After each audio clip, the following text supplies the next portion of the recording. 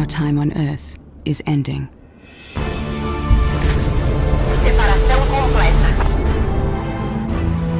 So we turn our gaze upward to discover a new world, a new home,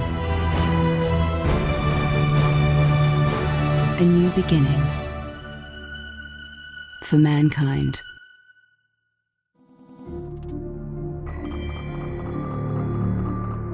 Oh, Sid Meier, you create such wonderful soul-sucking entertainment.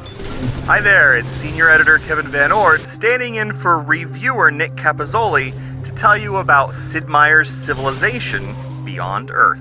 Civilization Beyond Earth shifts the series' brand of turn-based discovery to another part of the universe, and the sci-fi setting puts a slick chrome sheen on the old addiction.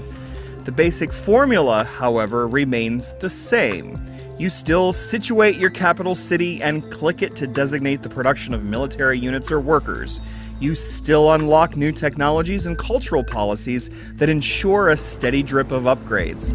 So, despite the new trappings, it's simple enough to slide back into routine, create, explore, and expand.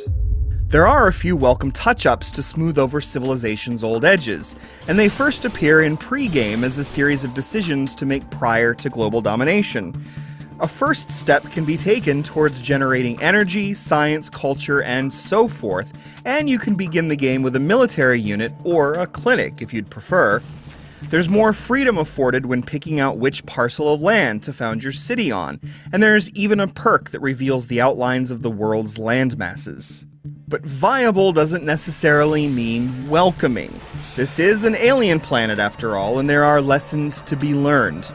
Maybe those lessons will come from the sandworm churning up your farmland, or maybe from the creature that's 3/4 mandible, just kind of loitering ominously offshore.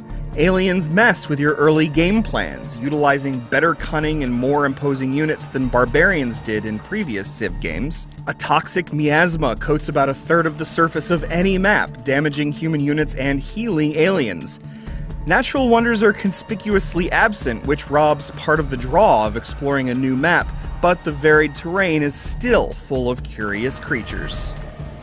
So-called affinities push your development towards divergent goals: purity, supremacy, or harmony. Purity is concerned with recreating the comforts of Earth.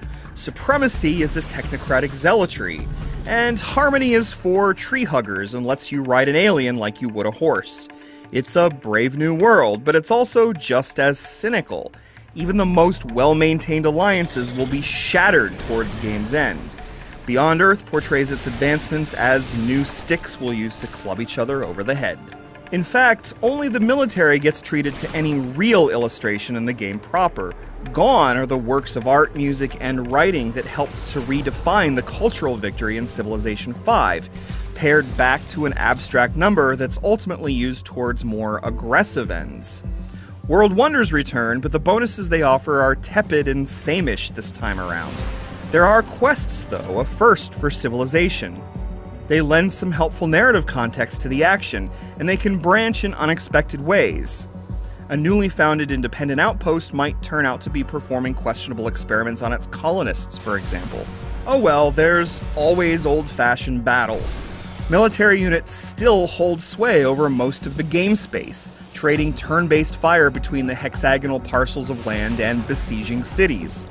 They fall back on Civilization's traditional archetypes: melee, ranged, cavalry, and siege, even though outward appearances might be as moon rovers or monsters. Beyond Earth's combat suffers from some issues, though. Cities are comically easy to take. Most melee units fare quite well at city capturing, and you can often halve a city's defenses in a single attack. This results in situations where cities trade ownership turn after turn. A small standing army is much more vulnerable than it was in previous civs, making it hard to get invested in a unit when it can be easily snuffed out by an orbital strike at any moment. By the end, any semblance of actual civilization goes out the window as everyone else tries to drag all the others down. The 3 affinity-specific victories don't play out all that differently, nor does a 4th concerned with making contact with an unseen advanced alien race. And of course, global domination, ever the crude way out, remains as tempting as ever when another world leader shows up uninvited to talk some smack. This might be a foreign planet, but the comforts are still the same.